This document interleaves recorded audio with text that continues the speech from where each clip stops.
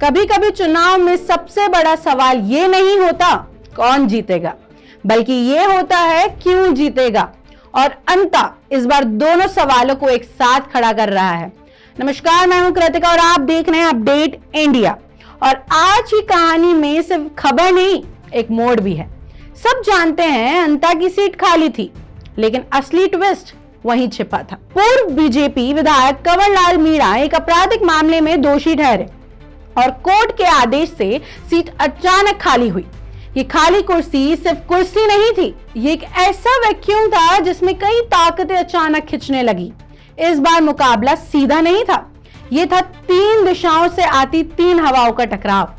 प्रमोद जैन भाया, पुराना भरोसा, मोरपाल सुमन, पार्टी की ताकत, और नरेश मीणा, वो खामोशी जो अचानक खेल पलट देती है।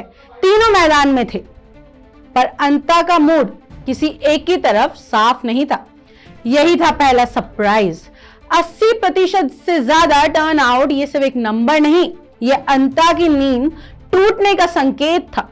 कुछ गांव चुप थे, कुछ गुस्से में और कुछ उम्मीद में, लेकिन असली सरप्राइज ये था कि चुप रहने वाले लोग बूथ तक सबसे पहले पहुंचे। रुझानों में प्रमोद जैन भाया आगे दिखे, लेकिन मोरपाल सुमन की दूरी इतनी कम थी कि हर राउंड में मुकाबला खतरनाक तरीके से झूल रहा था। और असली रोमांच इंडिपेंडेंट उम्मीदवार नरेश मीणा, जिन्हें कई लोग हल्का समझ रहे थे, वही बने वोट कटिंग का सबसे बड़ा हथियार। ये ट्विस्ट किसी ने नहीं सोचा था। अंता की कहानी अब ये नहीं कि कौन जीतेगा, सवाल ये है कि जनता विकास पर वोट दे रही है या पिछले गुस्से का कर्ज उतार रही है, या फिर एक इंडिपेंडेंट का साया बड़े नामों पर भारी पड़ रहा है।